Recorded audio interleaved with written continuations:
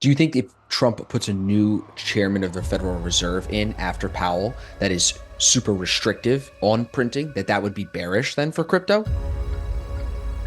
Central banks have to keep printing money and devaluing the currency when there's greater supply, right? That brings the price per unit down, right? That means that if everything's denominated in dollars, then everything that's numerated, or that means that the numerator goes up. Right. The value of that.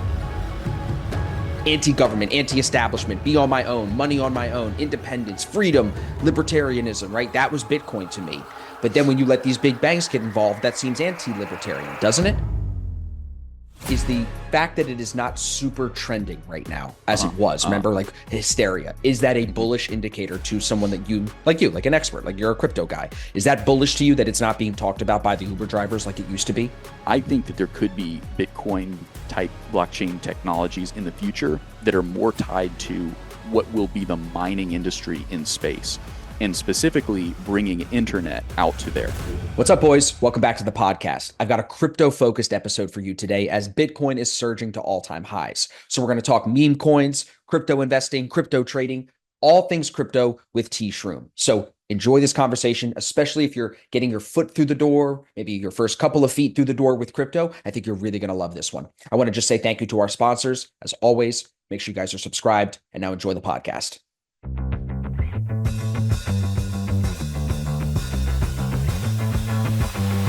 Saves you a fuck ton of money, bro.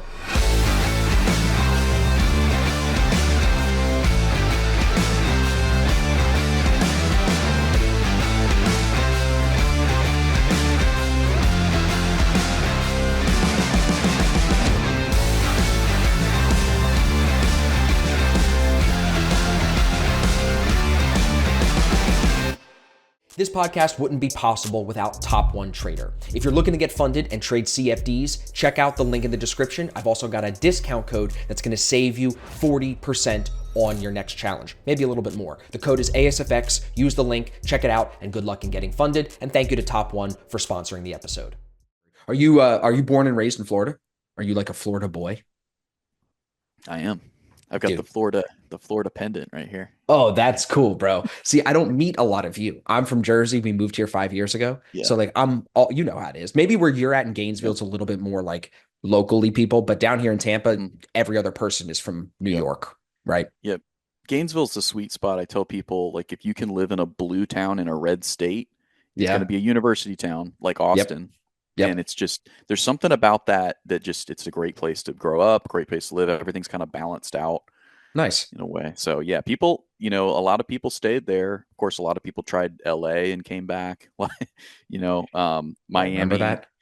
Yeah, it's just the big cities in Florida, especially Miami. It's a big international city. It's just a totally different vibe, but it's also not small town Florida. It's not like, you got to get No, out. it's got the school. It's got everything going on. Yeah. There's still energy. It's still buzzing. Yeah, that's cool. Yeah. So it's not a big crypto town, is it though? I mean, there's the students. There'll be Yeah, like that's true. Bitcoin clubs and like blockchain clubs among the comp sci kids and stuff like that. But it's nothing like Miami or Tampa. Yeah. No, I mean, Miami. I mean, it's like, yeah, crypto Miami heaven now, could right? arguably be one of the bigger cities for crypto in the world. So You think so? there. Even over like Asia and over Europe? Not yet. Not Okay. Dubai and Singapore. Definitely Right. not Dubai because they don't have any capital gains tax. But like, Of course. it's there in terms of if they wanted to recruit talent. And I think even there's some NFT to real estate down there as well, like that they've put on blockchain. So, yeah. When did you get into crypto originally? Like what got you in, and when was it? Were you in school in Gainesville, and then that's what got you hooked? No. kind of. So Yeah. I was doing a lot of stocks right out of high school. I was just Nice. in this like small group of kids from my church that were just like really into stocks. This one guy was actually. He was trading on his parents' social security number on TD Love that. Ameritrade. Love that. Like he'd set up his mom a trading account or whatever, and he was doing it. And his mom knew, but she was not Of course. doing anything like that. Right. And so it was just like a group like that. And one of the first things that I got into was 3D printing stocks. And so I experienced like this crazy 100% gain, and then I was somewhere where I couldn't have any internet, and so it glitched on Robinhood, and I ended up buying like double what I was trying to, and I was trying to sell. So that showed me like, whoa, things can definitely go wrong, but it can also be a lot of fun, and obviously money can be made. You just have to have good internet connection. So You from just got to there, have good internet connection. you That's true. know, I went to college, and in college started an investment club with some friends Nice. there as well, who a couple of them went on to go into Wall Street and different things like that. And that's kind of where I thought I was going to go as well. But instead, I got picked up uh, by this group who was looking to make a podcasting app. And Hmm. what we made was essentially extremely tech advanced, but business like infantile. Like we just didn't know what we were doing from a business standpoint. But these guys were both comp sci majors at University of Florida, which is the big school in Gainesville, and they made the app that would later there's an app called Anchor that got bought by Spotify Yeah. for like 11 Yeah. million. We Yeah. made that exact same thing. Really? And yeah, we just didn't know how to market it. We were all Wow. super young. They picked me to be the biz dev guy because I was like in business school, and it Right. was like, yeah, but I have no idea what I'm doing. So, No experience. you Yeah. know, there could have been a home run, catapult us into the Silicon Valley world there, but that's just not what God had for me at that point in time. So that was cool though. Got an experience, got a lot of time on a really nice campus developing an app and seeing what all that was. But that diverted me, instead of going into heavier into trading, it diverted me into media production, Hmm. which would later come in handy, because from there I basically went and started a podcast production company on my own. And I produce podcasts locally in Gainesville, which I don't recommend. There's not a lot of money in podcast production at a No. low level. Right. There's money in it at a higher level if you can get like an Oprah or somebody like that to Of produce their course. podcast, or a known entity. But trying to produce like, a podcast for the local personal injury, No, there's because a you're not pulling in little enough money. there's enough money there for you to say yes, but not enough money for you to actually live off of it. Unless you Exactly. cornered all the personal injuries in like the whole state, like maybe you Right. could start a little business around that. But Right. anyway, so from there, I was big into media production at the podcast level, which some of them were just audio. But anyway, fast forward from there, I closed that company, had a couple of other jobs after that, and then went into a business mixer with one of the companies that I was working at. They just sent me off to this mixer, and I was there to network. And I met someone who would later on be my business partner, Tim Warren, who is now my business partner at InvestingBroz. And if you've ever seen our show on InvestingBroz on YouTube, InvestingBroz with a Z, then you will have seen his technical analysis. And but that's jumping a bit ahead, right? Because he just brought me in and to a YouTube channel called Crypto Jeb, where him and I, we basically just kind of toured around, and there wasn't any kind of like talk of me working there. But we just toured around, and I made it clear that I'm interested in trading, interested in investing, and different things like that, and learning about markets. And he was like, "Okay, cool. Well, see ya." And there wasn't like a next steps from that. It was just like a, you're cool, we're cool, we're hanging out. And then about a year later or so, uh, Tim hits me up and is like, "Hey, we'd love for you to come tour again." And then that tour led to an actual offer, and essentially from there got hired as a researcher. And I would later then get some airtime, and I was on camera presenting some news. And then from there, the company, when there's a bunch of people under 25 and there's a lot of money being made, and it's not clear how the ownership of the company is going to go in the future, uh, that can potentially be a recipe for disunity, let's For say. sure. And so Yeah. so this, the synergy, the kind of started to deteriorate. Anyway, long story short, that company ended up going ahead and going in one direction, and most of the staff went in another direction, and that included Tim and I. And so where that landed us was we actually took a while to figure out if we wanted to make our own channel. I worked at UPS for a little while. I don't know if a lot of people know this about us, but I worked at UPS.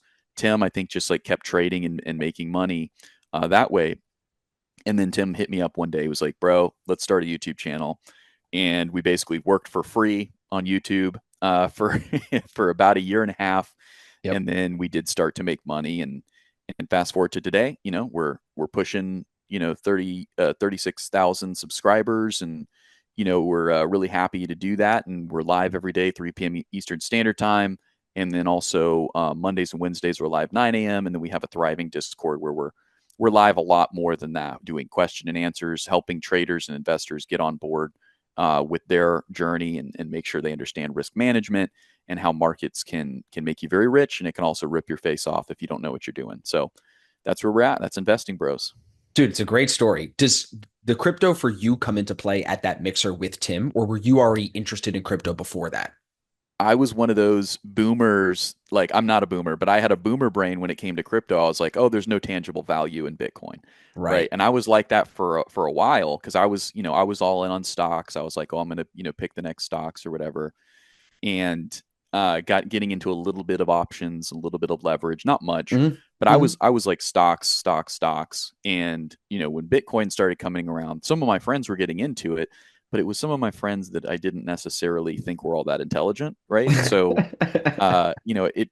that wasn't for me at that time. But yeah, when Tim brought me in at that, not at the mixer, because at the mixer, we honestly just talked about the history of interest rates, Really? and the history uh, of interest rate in general, like how people started loaning money in Hmm. Florence and things like that. Hmm. If you've ever looked Hmm. into it, it's kind of Hmm. fascinating. It is. But we were geeking out about like the fundamentals of that kind of stuff, and then it wouldn't be till later on when I got started doing more research on my own, and then got hired at the YouTube channel Crypto Jeb, that I would really start to understand the revolution that is taking place in cryptocurrency. So because you're in it, the reason I asked that question, like you are in it, like you're doing crypto research more than most people, I would say you would agree with me there. Sometimes you forget what it's like to be someone that's not in it and hasn't caught the bug yet. And I'm sure there's some of my listeners that would relate to the boomer brain you just spoke about. They might even be a boomer with that brain. Sure. So I want to just maybe get a little bit clearer of a picture in your story of when the conversations, when the discussions, who were they with, what was happening for you when you were like, this actually makes a lot of sense. Like, what switched it for you? Do you Mm. remember? Real quick, I want to thank today's sponsor, Edgeful. You've probably heard me talk about Edgeful if you watch my streams on ASFX TV. Basically, they are your one-stop shop for all the data that you need to find a little bit of an edge when you're trading in the market. Whether it's crypto, stocks, futures, or Forex, they've got you covered. Andre and his team are constantly adding new reports to give you new edges and answer questions like, for example, I really liked Edgeful because they showed the opening range breakout stats, where we can get a pretty good idea if we break the range to one side, what's the likelihood we break the range to the top or the bottom, vice versa.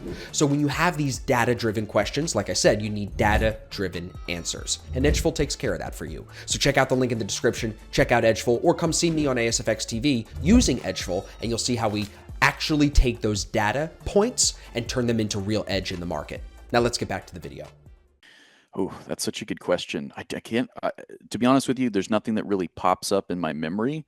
But Okay, what it was, I think, I was going to say, do you know Michael Saylor? Of course. You know of PBD, course. the Patrick Bet David Yep. podcast. They were just on together again, and they were talking about Hmm. how like people become traders of Bitcoin, then they become like I think he said investors, and then they become something, then maxis, and then blah blah blah. So I'm trying to just understand that progression for you because I think a lot of people our age, I'm assuming we're similar in age. I'm about to be 30, so like a lot of people our age are going through this switch right now of like, yeah, I know stocks are going to be valuable, but like there's going to be this new wave of things. So I just want to paint that picture maybe for people in your timeline of like, how did that look? Was it fast? Was it over years? You know what I mean?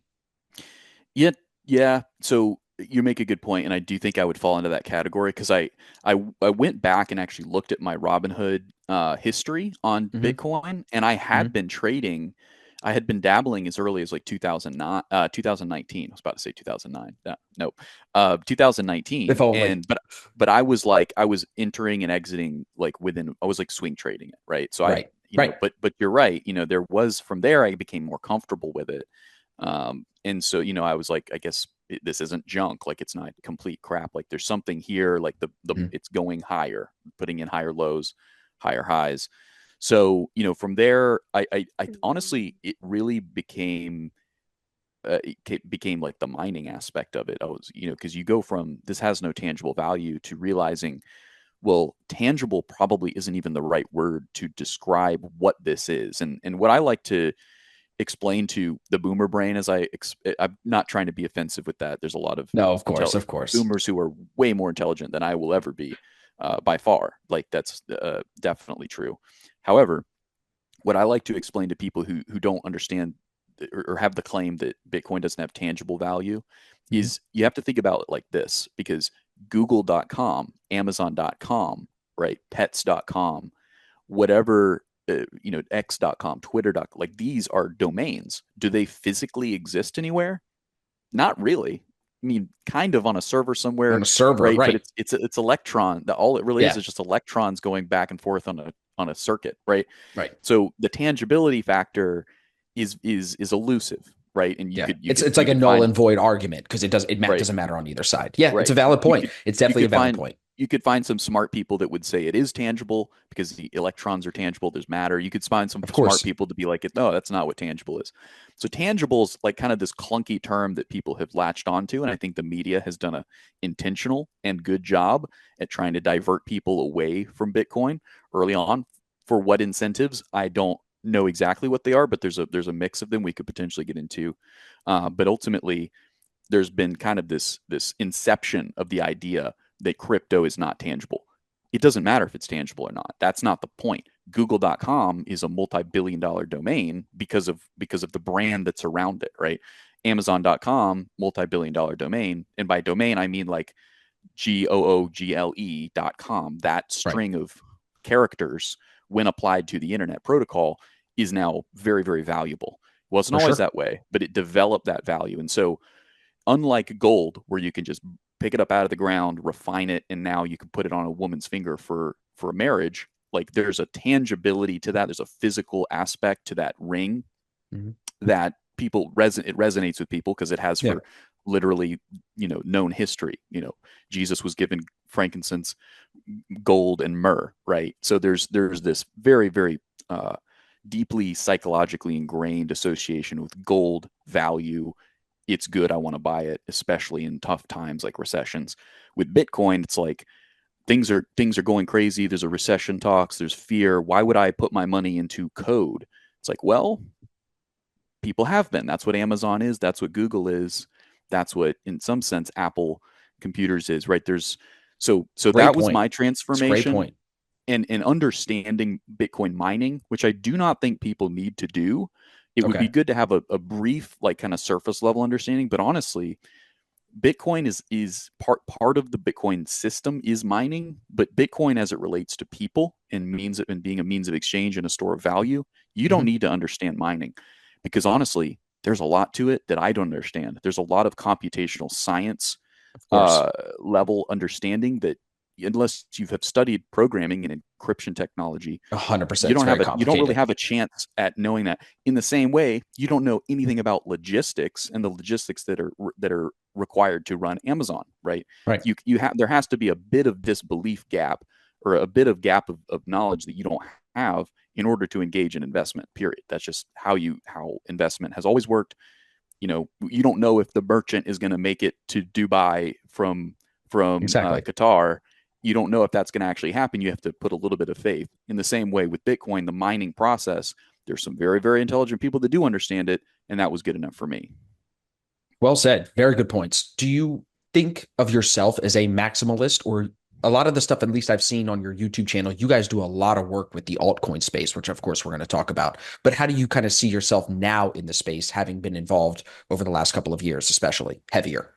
Great question. So we're definitely not maximalists for Bitcoin. I think Bitcoin is in a separate category, however. So Okay. Bitcoin has an ETF that has been approved. It's now been trading since January 11th of 2024. Hmm. Right. So in some ways, that is across the finish line from a regulatory clarity standpoint, not only in the US, but also in other major financial centers like Hong Kong, London, Berlin, Tokyo.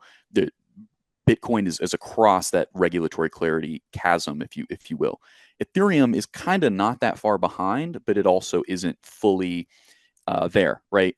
All the rest of the crypto, right, which is kind of in a bigger question mark.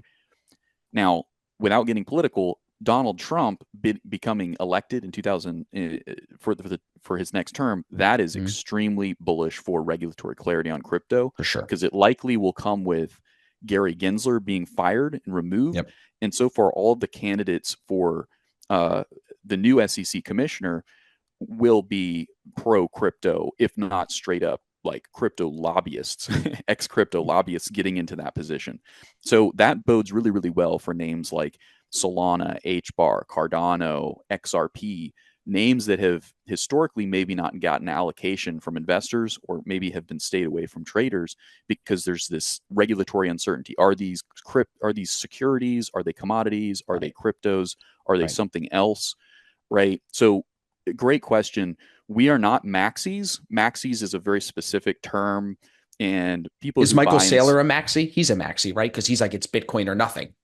it seems like he's a thawing maxi. He's definitely very much still a Bitcoin maxi, but I do think that there's people maybe to the right of him that are more maxis, Sure. not Sure. right politically Well, I necessarily, mean, a but lot. No, I know what you mean. Yeah, I think there's a lot of people that see Satoshi as like God in a way beyond the point of where I would say like logic ends. So yeah, it can get a little crazy for sure. I've seen some things online that on Twitter and on YouTube that are crazy. But mm-hmm, you made some really, really great points there, especially about the new legislation that's going to come out, the new mm-hmm, administration that's going to be introduced in mm-hmm. January. All of that's going to be very pro crypto. I think I'm in the same boat as you.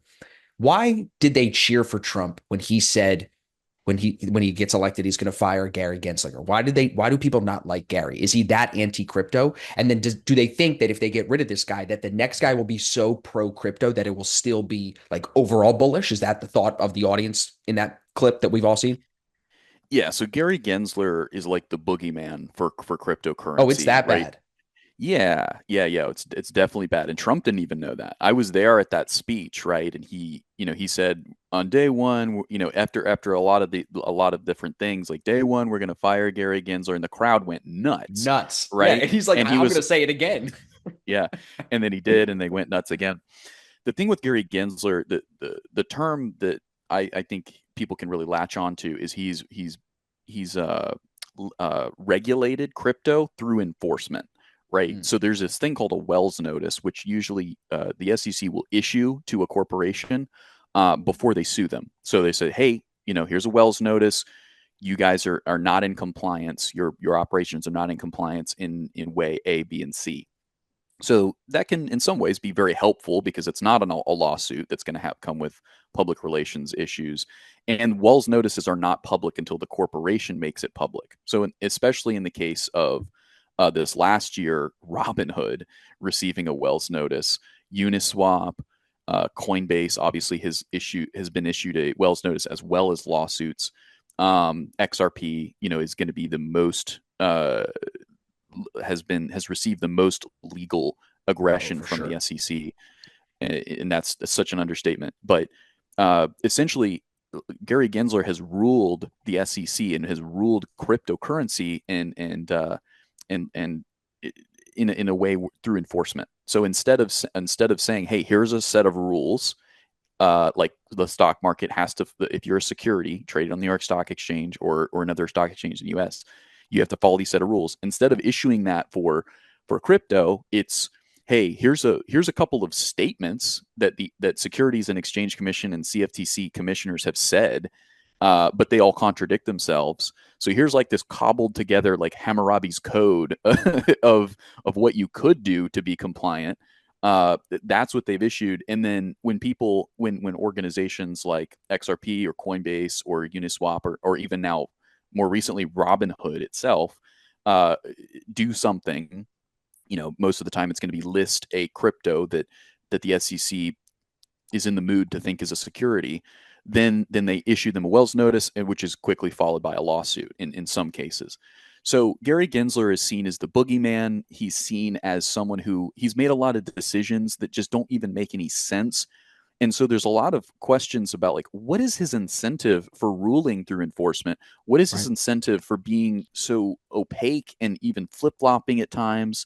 It's true. Uh, What do you and think and it it's is? Do you have an idea? well, my theory is, and this is a pop. This isn't this isn't like a personal theory of mine necessarily, this is a pretty popular theory, is that he's being influenced by the same people that are influencing Elizabeth Warren. And there is so it's lobbyists, right? It's Yeah. folks, and who there's always going to be winners and losers when there's new technologies introduced to the market. There's going to be folks who are able to get on board with that new technology and operate it in a way that they can spin off a profit, and there's going to be laggers who say, "Oh, that's not going to catch on," and so you end up with winners and losers.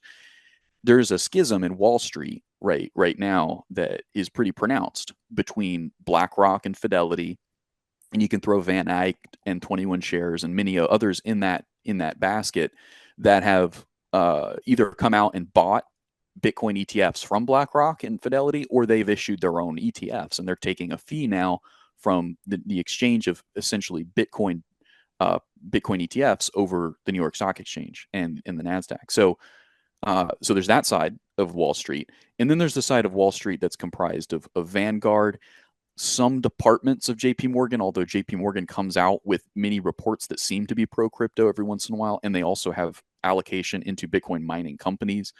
Yeah. So there definitely seems to be an ideological schism. Sometimes it breaks down actual corporations through specific banks. Well, they're big banks. They're huge. So that's natural. Right. But yeah, it's very interesting. Yeah. Do you think that if they get rid of Gary, that they will then not have this Wells notice lawsuit process when new coins come up? So it'll kind of just open the floodgates to new, really, like, it's capitalism, right? This is new tokenization of digital assets, tokenization of ideas like, I mean, NFTs could even become a thing again. I'm curious to know what your thought is there. But is that what we're really saying? He's like, let's kick the doors open, really give this thing some legs and see what can become of a crypto market that is not underregulated or overregulated, but just has proper guidelines. That's what you're saying we need.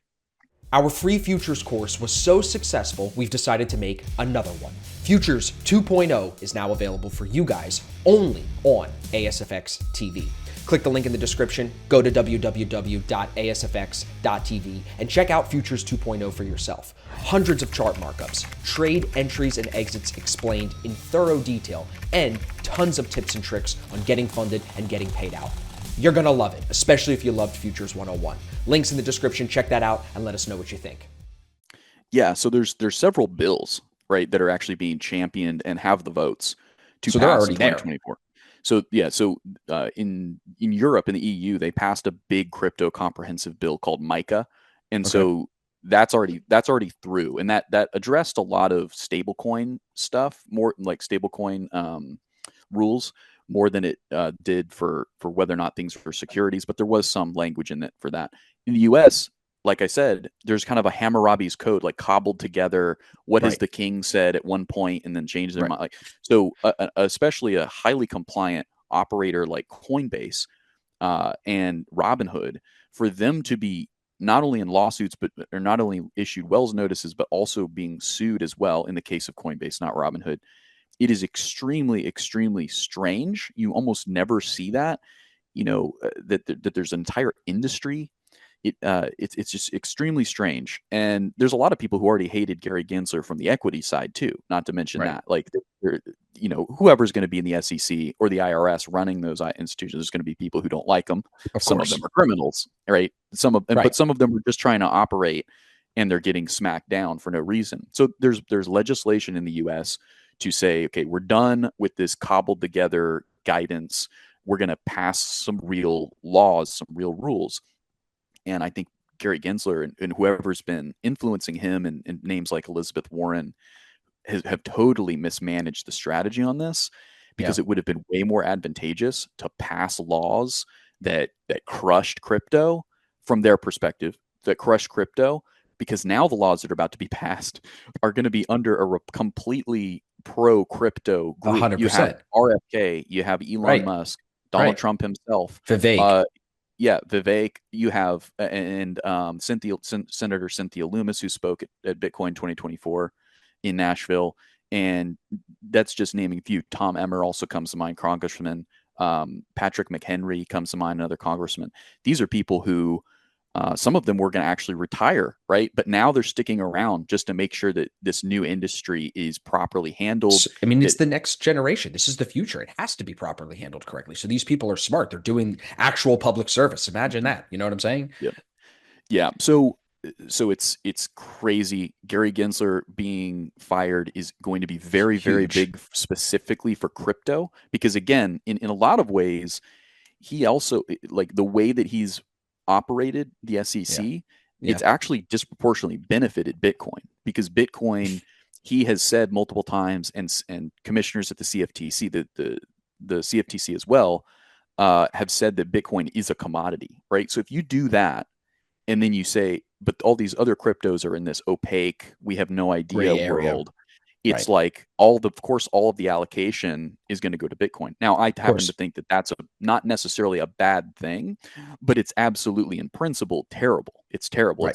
It's like if the internet's invented and then the SEC says, oh, and only Microsoft can operate on the internet, and Right. AOL, Google, Amazon, they're all in discompliance and they're all frauds and criminals, and Right. they're the famous one from him is they're all shysters and hucksters, right? Is That's what what he he calls said. crypto, right? Yeah.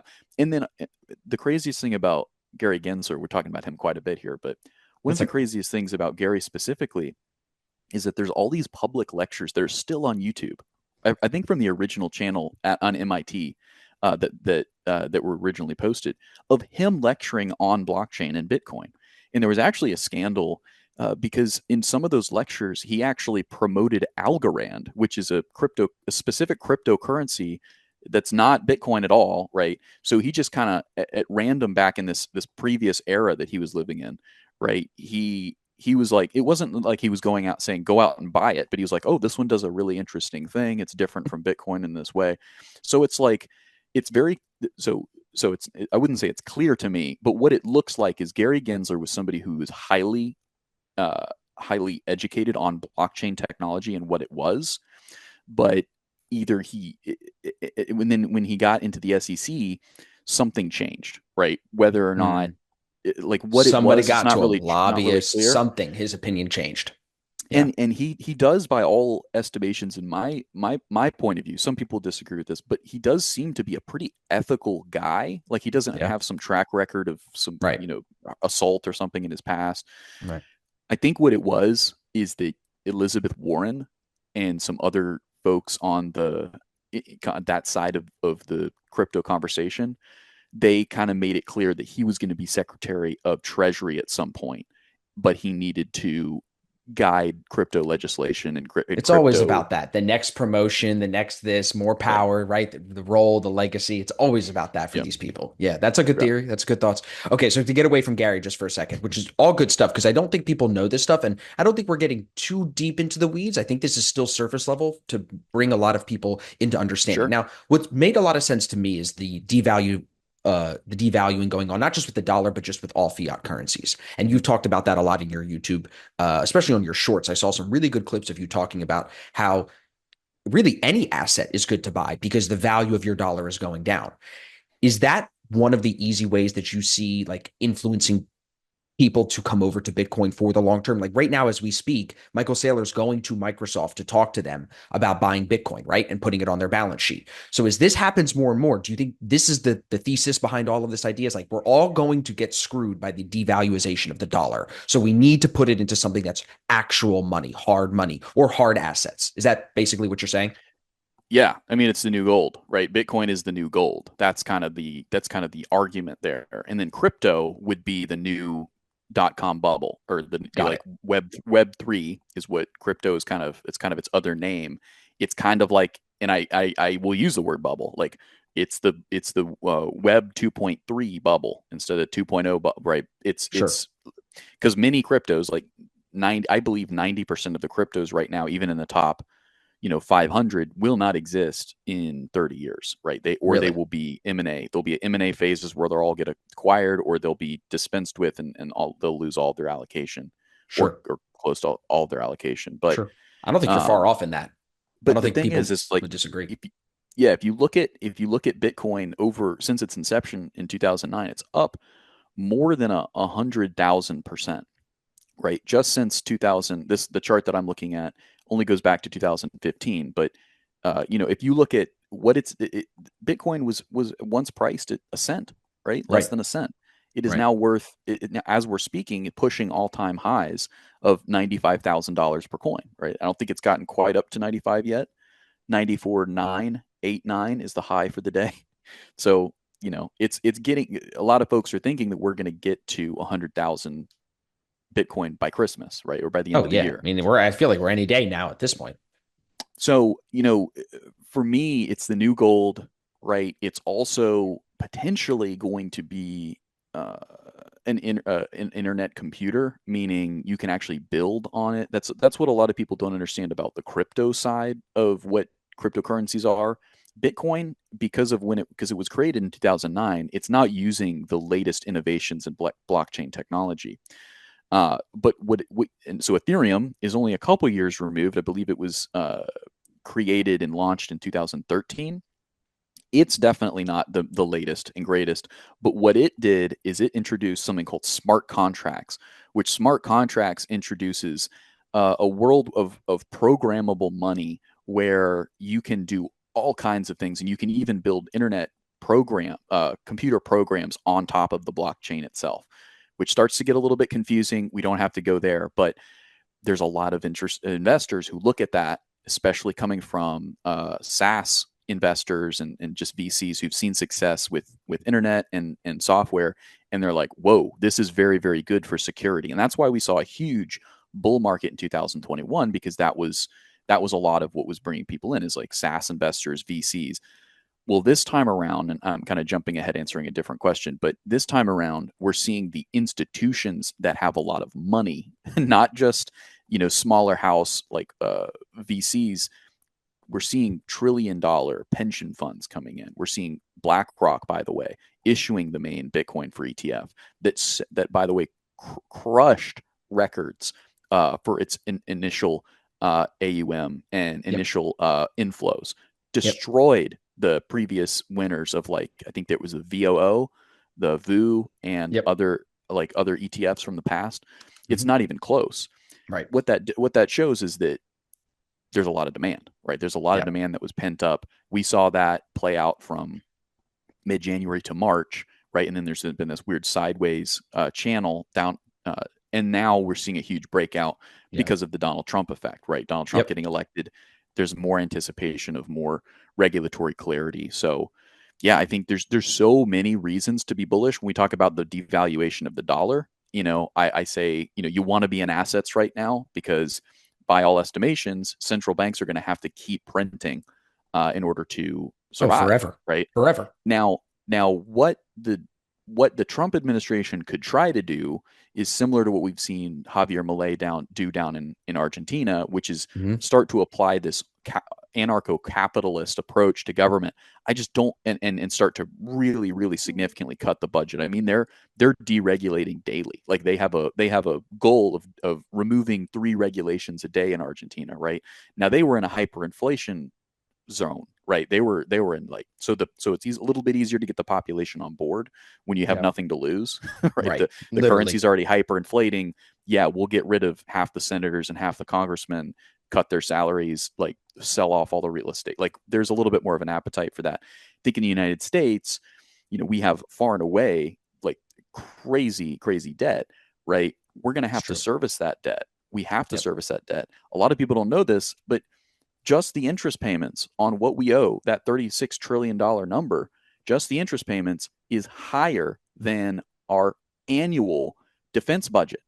Yep. It's the third highest line item on the US's budget, full stop. You It's have crazy. Medicare, Social Security, interest on payments, defense budget. In that type of environment, assets that are worth anything are going to continue to go up, because the central banks have to print money in order to service that debt, right? Either that, or there's some kind of major revolution in Yep. how Right. government's relationship with debt. That's also another way out.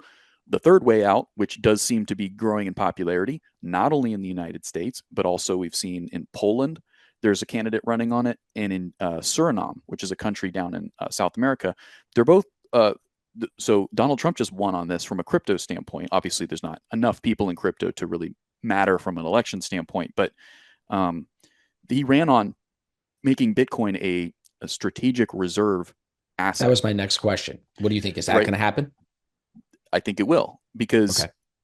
because of how popular Cynthia Loomis is in as a senator, right? And in the House, you have Tom Emmer and Patrick McHenry, and it looks like they'll have the votes as of now, right? That could change. That could Sure. possibly change if they can't get it before the primaries. Then that could reshuffle things. But yes, it's also not clear that it has to go through Congress. There could also be an executive order, but you never want to just rely on something like that. Right. So what does that mean, though? Let's break that down because some people may not understand what a strategic reserve asset is. So uh, the easiest way to understand it is the United States has strategic reserve assets of oil, petroleum, gold, U.S. Treasuries, right? And there's a lot more, right? But those are going to be the main ones that people are familiar with and understand. Every other and also states have them too. So Michigan, Florida, and Wisconsin have also come out and said that they want to make Bitcoin a strategic reserve asset. Why are all these places doing this? Because this seems a little bit crazy. You have this funny geek money coin thing that, like, just a couple of years ago, it was really only just nerds like mining this thing and then buying like weird stuff on the internet with it, right?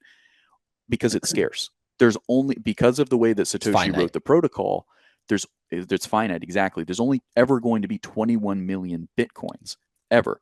And if central banks have to keep printing money and devaluing the currency when there's greater supply, right, that brings the price per unit down, right? That means that if everything's denominated in dollars, then everything that's numerated, or that means that the numerator goes up. The value of that. You can buy more bananas, you can buy more houses with the assets once you swap them, right? Because of the value of the dollar going down. Now poor people don't understand that. They don't get on board. Unfortunately, there's a lot of reasons for that. But people who are awake and see, holy crap, that this, like, the printing is not stopping here. They're buying assets. Some of them are buying gold, some of them are buying real estate, but more and more, and I'm looking at the screen very clearly, more and more people are buying Bitcoin as well as some cryptos too. Do you think if Trump puts a new chairman of the Federal Reserve in after Powell that is super restrictive on printing, that would be bearish then for crypto? It could be. That's a question Just a I've been thought. thinking about. Yeah, because something's going to happen with Powell at the end of his term. What's going to happen of that? Does the printer go crazy? Do they put somebody in there? Like, I don't even know if they have odds yet on who that could be, But I'm curious to know, maybe, do you think that would be bearish if it was less printing? Because that would slow inflation? It's possible. It's Possible. possible. Possible. The thing is, it wouldn't be. So there's a couple of different ways to answer that question. I think categorically, if you're just looking at it in a vacuum, if central banks come to their senses and stop printing money, that could, in theory, bring asset prices back down, right? That if you just look at it like that, just in a vacuum, then yes. But there's a bunch of steps to get there, right? First of all, Right. can Donald Trump even do that? And if he can't, Right. then you have to get it through Senate and Congress. Do For they have sure. an appetite for removing Jerome Powell? I don't think it's going to happen. Because if you look at the Federal Reserve has a dual mandate to keep inflation below 2% and to keep unemployment below 5%, essentially. They're hitting those numbers, right? Inflation is like 2.6, right? So just above it. And then unemployment, I think it was like a 4.6 or something like that. 4.6 sounds right. So the fact of the matter is, even though those numbers are a little bit hot, those are not hot enough to rock for senators and congressmen. I was speaking more of like if after his term, if they would put somebody in there that was less restrictive after, but who knows? That's still far away. I think he's got 2 more years left until like May of 2026 or something, 2025. I'm not sure exactly when he's done. Yeah. So that was just an interesting thought. Okay. Good. Really good information, Taylor. I mean, you are a wealth of knowledge, bros. We got to do some Bitcoin stuff here. I want to do the screen share. We still got some time. Before we get into that, though, actually, you know what? Turn the screen share on and I'll ask you this as we get it going. So everybody, if you're listening to this and you're not watching, we want you to go and take a pause if you're driving. Otherwise, make sure you can turn on your screen share to go to YouTube or Spotify, somewhere where you can actually watch this video. So TShroom, what's the name come from? To bounce topics here all the way back to the beginning. What's the name come from, bro? Well, so my actual last name is just Shrum.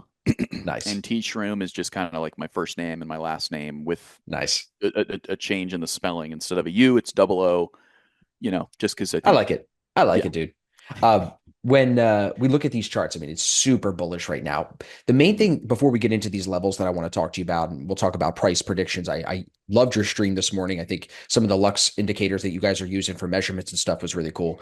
Mhm. What's different this time to me is that there's not as many people Googling Bitcoin. There's not it's up, but it's not like hysteria yet.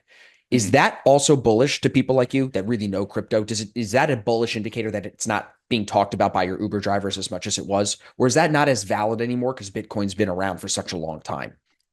You're asking a question that's going to deliver a lot of value to your audience right now. So the fact of the matter, and I'm sure you did that on purpose, right? So the thing is I like try. there will be a top to this market. So Bitcoin, because of we talked about Bitcoin mining, there's a phenomenon that happens in mining that Satoshi set up the new rewards that are coming out of the mining process. It halves every 4 years. So you may have heard of the Bitcoin halving. It's not that complicated. Technically, it's infinitely complicated, but in conception, it's not that complicated. Really, all it is, if the teacher is giving out 8 pieces Jolly Ranchers to the classroom every day, at some point there's only 4 Jolly Ranchers being given out every day, and then there's only 2 given out every day. So what that does is it creates more scarcity, right? Over Yep. time, Bitcoin actually becomes more scarce. And eventually, there won't be any more Bitcoin to mine, but that's scheduled for, I believe it's 2145, right? So Yep. we will likely not be here to experience that. Um, so your original question, though, um, is failing me. So what was your original question? I'm sorry. Well, now you got me thinking about all these other topics, but I was saying is the fact that it is not super trending right now as it Uh-huh. was. Uh-huh. Remember, like hysteria. Is that a Mhm. bullish indicator to someone that like an expert, like you're a crypto guy? Is that bullish to you that it's not being talked about by the Uber drivers like it used to be? Or does it not Right. matter as much because there is so much knowledge in just the lexicon of everyone now Yep. about Bitcoin? So it's not Yep. going to create as much hype ever again. Mm-hmm. So the short answer is there's a difference between institutional and retail investors, and that's really the answer, right? But to get there, the reason I brought up the cycles is because there's Yeah. always a big boom and bust cycle every 4 years, right? Okay. Right now, we're about there's probably a good argument to either halfway or 3/4 of the way through the current bull market for Bitcoin, right? Okay. The key indicators to know when is the top in for Bitcoin is and is when Coinbase is in the top 10 apps downloaded on Apple App Store, right? That's Now there's a interesting. lot of other there's a Is there a lot correlation to that in previous cycles? yes, and there are That's Twitter crazy. accounts. There are Twitter accounts that track exactly Track that. it. So Oh, of course. you don't need to go and figure out how to do all that. That's You can amazing. actually just go to X and And it'll to tell just you type where we're in. at based on the popularity of the app. Yeah. Yeah. That's crazy. But I bet you it makes sense because that's when everybody starts trying to grab it. They use Coinbase to go get in before the Mhm. top. Right. Yep. And then So they end up today, always buying the top. and it's been climbing. It's actually been climbing quite aggressively. So right now, Coinbase is number 50 in all apps. Wow. So it's getting up there. When it's in the Yeah. top 10, Yeah. that's usually an indicator that retail is now saturated in education, and likely that in over the next 3 months from that period, retail is going to be over allocated and they're going to have to capitulate because they overinvested. Retail is Yep. dumb. You know Yep. that, right? Institutions are not dumb. So Correct. this we've there's kind of been this emerging label for the bull market that we're in is not a it's not a retail bull market. This is a institutional bull market. Why? Yep. Because BlackRock is Bought the in it. ETF. They all set up these ETFs, and now we got everybody Yeah. buying the Bitcoin trusts and all this stuff. Okay, so one more thing before we go into the levels. Is that BlackRock being involved? Because back in the day, and this is where I need you to educate me for sure, because this is my only thing against Bitcoin. Back in the day, everybody was pro Bitcoin to be pro anti-government. You know what I mean? Not pro anti, but you know what I mean? Anti-government, anti-establishment, be on my own, money on my own, independence, freedom, libertarianism, right? That was Bitcoin to me. But then when you let these big banks get involved, that seems anti-libertarian, doesn't it? Yeah, so that is a very common criticism of Bitcoin in the modern era, right? That Yeah. is So how something do you that get around is that? there's something that is being wrestled with in real time. However, I would say that if Wall Street is allocating and it has an incentive to continue to allocate into Bitcoin, We're not I'm going not. backwards. I'm exactly. And Yeah. when you get into the tech, there's also a like much there's the 3.0 answer of that too, which is if you really look at what, because it's not so much of like it's losing its rebellion ethos against the government, because the private banks are not the government, right? They have It's an true. incentive to raise a fist against the government too, and they do very Yep. often, right? Yep. Usually it's through paying lobbyists to go raise a fist for them. But Exactly.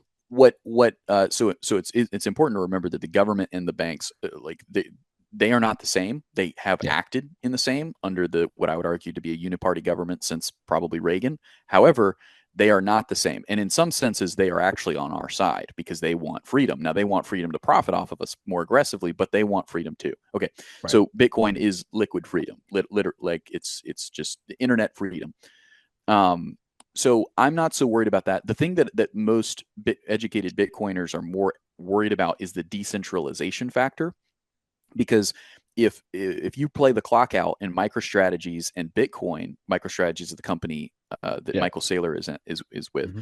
If they start to just buy up all the Bitcoin, right, and they somehow come up with infinite money, right, to just buy all the Bitcoin, that can potentially create an issue with the underlying fabric of Bitcoin and the mining aspects and everything. And especially if they bought up all the miners, it could be a perversion of what the initial vision was, right? It becomes centralized rather than Around decentralized, Michael Saylor, with Michael Saylor right? as the king Bitcoiner. Right. That'd be bad. Exactly. The Yeah. problem with that is it's basically impossible. And even if they got to that level, it would be all they can really do is change the current block that they're in, right, with the centralization. So it's a little bit weird to understand, but and I'll stop there. But there's really not a huge worry about, Yeah. in my mind, as an investor and a long-term hodler of About him Bitcoin. monopolizing the market. Yeah, Okay. Yeah. If you listen to that it would podcast happen. with him and PBD, he talks about how he's been getting these very low interest rate loans to buy Bitcoin for a long time. So, like you said, infinite money. It's crazy the opportunity that he's gotten to get himself so involved in Bitcoin that it does raise some questions. So, it is good to discuss that too. And I'm sure people are thinking the same thing. Yeah. So, when you think about it now on an institutional side, we're going to lose volatility, right? Like we used to have Bitcoin 20-30% days. We're not going to probably see those as much. We might see 30% in a week like we did this week, right? But I don't think we'll see the same type of volatility. Am I fair to think that? Because of the institutions coming in and this being the institutional cycle, they have different buying and they also have different selling behaviors than retail. So, True. yes, in theory, there should be a lot less volatility, and that is what we've seen in this cycle. Okay.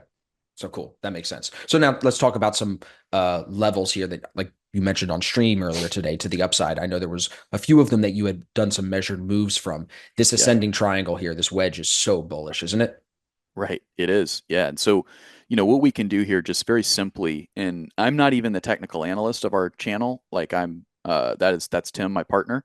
I do more of the news and fundamentals, but essentially what you can do is you have this downtrending line of resistance here, right? Which you Mhm. should be familiar with, and then this uptrending line of support here, right? What you can do then is say, and this is just something that technical analysts have realized this more often than not will play out, is if you take that measurement and go to the point where it broke out, you can actually see statistically more likely where the price will go to, not when it will get there, but where we're likely to see resistance, where we're likely to see, where we're likely to see some candlesticks print, and that's 100,600, right?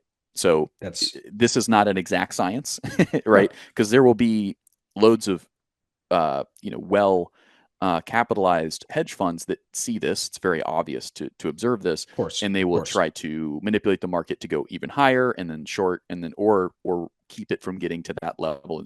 So it's not like we're going to go straight there. However, that is a very classic measured move that's somewhat rudimentary, and we can see that that's happening. If I throw on Lux Algo, you can see that we're going to be getting into the reversal clouds here. Now, the further we get into a reversal cloud, as you've seen back here, the higher the probability is that there's going to be a reversal, right? But with Bitcoin and as volatile as it is right now, uh, again, not as volatile as it's been in previous cycles, but it has been able to just exist in the volatility, or in the Yep. reversal cloud. In the cloud. And Yeah. so That's we interesting. even see it getting into that second cloud here, and even getting outside of the cloud here, right? And that's spent, if you go down to the minute charts, this probably spent several minutes, if not hours, outside of this algorithmically arrived on line, right? So What does that mean to statistically, you when you see that? What does that tell you?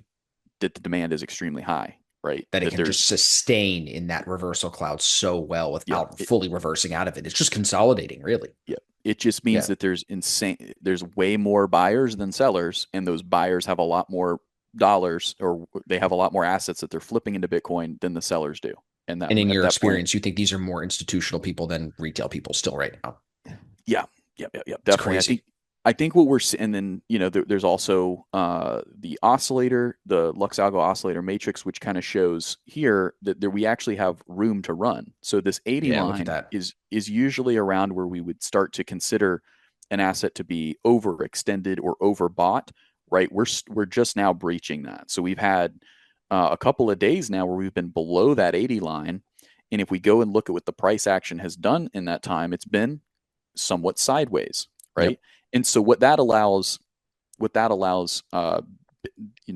charts to tell us is that we would call it the oscillator is resetting, right? It means it got into this hyper overbought period, and that's technical analysts would look at that and be like, I'm not buying that because it's too certain that it's going to come down. The probability is too high that if I buy here, I am not buying low, I am buying high.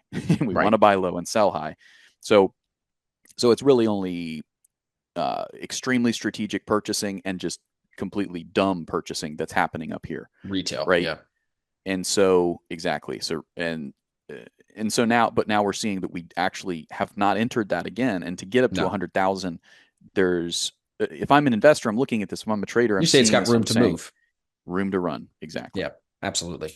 Do you feel like with all the knowledge you have that like, and I'm curious if you could share just like personal, what you do day to day, or if you're more swing trading with your coins, like how are you actually making money off of some of these ideas? And maybe if you could give some of our listeners just like easy ways to get into this. Maybe because I'm going to take from our conversation earlier, we don't really want guys that are going to take this seriously to go through Coinbase probably, right? Well, not necessarily. It Okay. depends. It So tell depends. me. So it depends if you're going to invest or if you're going to trade. So Okay. from an investment standpoint, if you're just investing as an individual, if you're not Hmm. investing on behalf of like a fund, Hmm. Coinbase is actually a great option. Is it? Okay, good. Robinhood, yeah. So they're considered like on ramps. Like so, Coinbase and Robinhood in America are probably the easiest and most widely used on ramps to crypto. You also have Kraken, Coinbase.com, and Gemini, and a few others, right? That are like very focused on crypto. But then you also have the ETFs, and clearly, you can look at IBIT. You can go and look at IBIT. That's BlackRock's ETF. The inflows have been insane. Why? Because individuals, family offices, hedge funds, and now pension funds have been waiting on the sidelines because buying Bitcoin straight up is probably going to be considered illegal or too risky for their legal team to allow them to do it, right? Now that's different because BlackRock is coming to the New York Stock Exchange and saying, hey, you don't have to buy Bitcoin. You can buy this product that is 100% compliant. Nobody's going to get mad at you for holding this. Gary Gensler's not going to come knocking on your door with a Wells Right. notice for holding this asset. Right. So that really changed the game. Changed the And game, bro. When you word it like that, it's like we need a Netflix documentary on the guy that got that approved, bro, because he's yeah, probably rolling in it. You know what I'm saying? yeah, Like these yeah, departments must be making so much money on all the money that's flowing in through, like you yeah. said, all Oh, these yeah. offices. And because now we could take money from other countries, correct? Other countries can come and buy these products from BlackRock and stuff like that. Family offices in Singapore can buy through our markets now if they want to, right? So this is not just America. Am I correct? It's yes, it is not Okay. just America. To the extent that I understand how foreign direct investment works, yes, like if you're a family office in Singapore, you can in theory open an LLC that can buy on the New York Stock Exchange. Exactly. That's not the way that I would necessarily do it because I'm a retail, I'm an individual, and I don't know how I would advise an investor looking to enter Bitcoin in Singapore other than just go buy it on a local exchange. Go buy It's actual true. Bitcoin, put It's it on true. cold storage. If you're in an area where they're very the regulation is too unclear, then trying to get a hold of the ETFs might be more advantageous. But they're not Right. just here on domestic shores; they're also in Australia, Europe, Canada, and it's really only China and a couple other countries where it's actually pretty difficult to get your hands on any kind of Bitcoin exposure. Why do you think Because that is? even I at was going to ask you that. Why do you think China is so anti-crypto, it seems? Is it because they're communistic and they just want to control it's everything and they can't control well, that? you see, the CCP really cares about their people, and they don't want them to be taking on too much risk. Just kidding. Yeah, no. The what it is. I'm glad you caught that one. So yeah, no, it's control, right? And they actually Okay. That's what it seems like. there's another boogeyman called CBDCs, and Right. you may have heard of Ron Of DeSantis. He course. ran for president on the Republican side in 2020, whatever. But Ron DeSantis is a known entity, political entity. He ran actually one of his pillars. It was a small part of his But he said platform, he's but not doing that here. It's not he happening in our ran state. against CBDCs. What are those? So blockchain is just technology, right? You can make a website using internet technology. You can also make a blockchain. That may be news to some people. It is not that hard, right? In the same way you can hire people to make a website, you can absolutely make a blockchain. Interesting. Okay. Doesn't mean it's going to be a good one, and it doesn't mean it's Sure. going to be something other than just a clone of Ethereum, but you can make a blockchain. So a CBDC is a central bank digital currency. In the United States, we will probably not get one because there's too many patriots that are going to fight against it. But they already in the EU, they already want a Oh, of digital course they do. euro. And in Europeans don't care, China, bro. They're super chill. yeah, well, we'll see about that. There's a bunch of reasons why I think that it's a big problem to have CBDCs, but they are in some sense inevitable. Now in China, they have had a CBDC for I want to say like 5 years now. It's called the Yeah. C Yuan Yeah. or the Yuan, and it is there's not a lot known about it because China is very very good at organizing their internet infrastructure in a way that a lot of information doesn't get out. But what we do know about it is that it can be, and in some cases has been, tied to social credit scores, which are very very popular there in China, and that's bad, right? We don't in the United States and in many Western countries that have enjoyed liberty for the last several centuries, like the thought of my behavior, non-criminal behavior, being tied to my bank account, it just doesn't compute. But in No. China, there's precedent for that, Hmm. right? Hmm. So the CBDCs have been thriving in China. They want to keep liquidity there, but we have been seeing a thawing of China as well towards crypto. And I'll talk about a headline that we actually saw yesterday that was quite curious.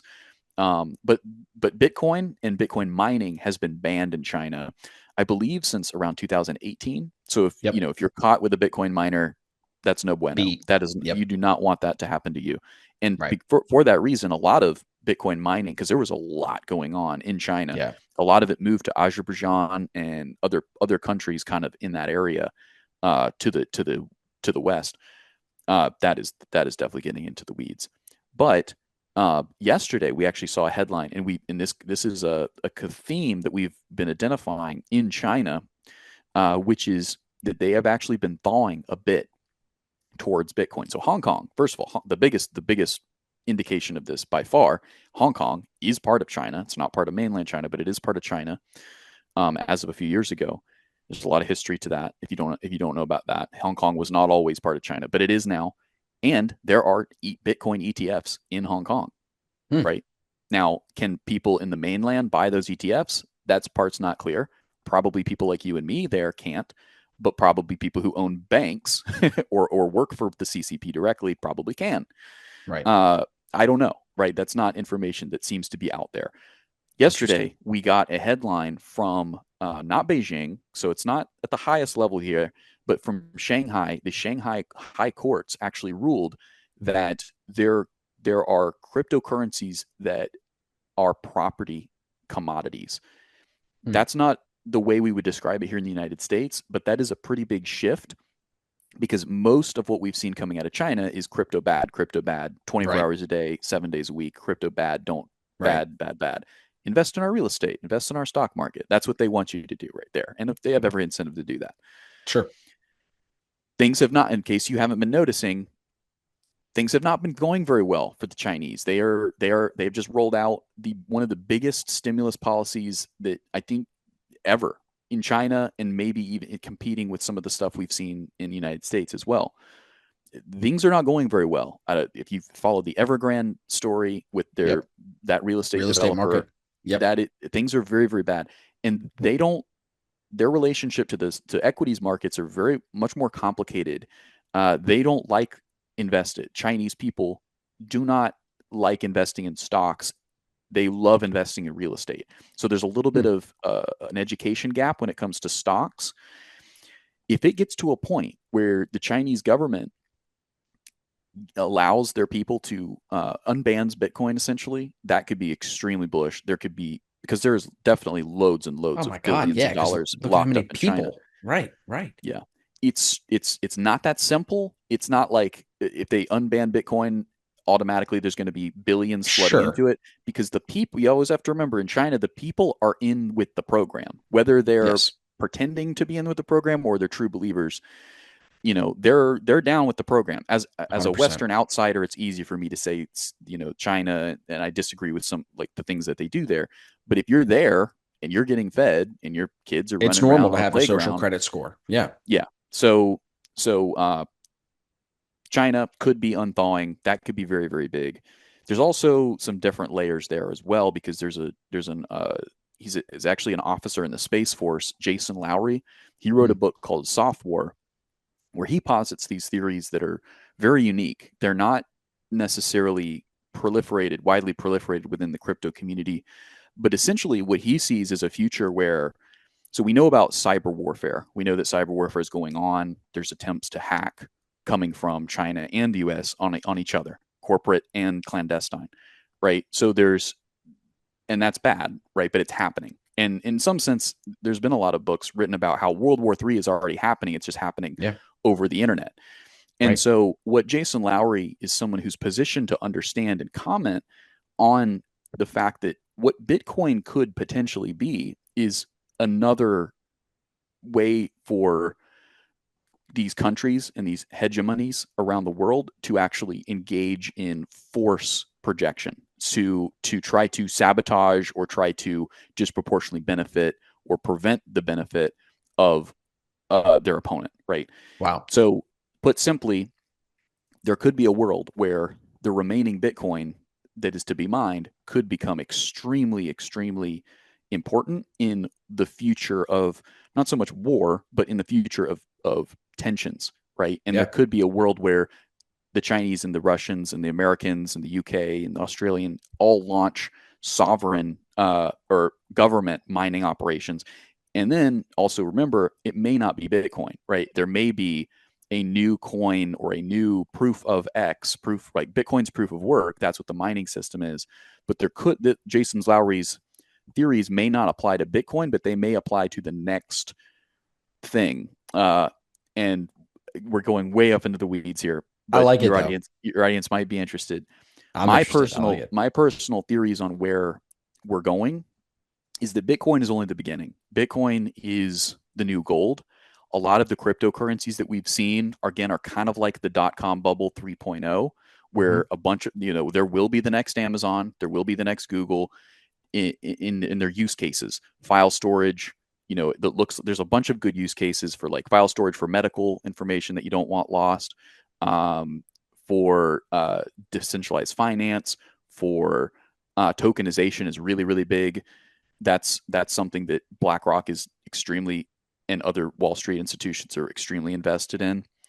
But there is quite a bit of interest in things like technologies like Starlink. And I'm someone who's extremely into space travel as well, not from a technical standpoint, but from an anthropological standpoint, and from how this could potentially relate to crypto standpoint. So I'll leave all the anthropology to the side because this isn't the place to talk about that. But if you did want to look into that, there's something called frontier deprivation that is extremely, extremely interesting to look into. And we may be seeing a lot of negative effects on our society and culture because of that phenomenon.